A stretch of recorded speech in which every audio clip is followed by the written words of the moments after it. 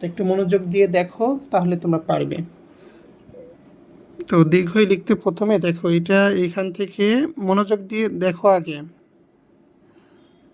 ঠিক এইভাবে। তো আমি স্টেপগুলো দেখাই যে প্রথমে মাত্রা তোমরা চাইলে এইখান থেকে এইভাবেও দিতে পারো, অথবা চাইলে এইখান থেকে মিশিয়ে হাত না উঠিয়ে এইভাবে আসবে। আমি আবার দেখাচ্ছি, দেখো এইখান থেকে ঠিক এইভাবে আসবে।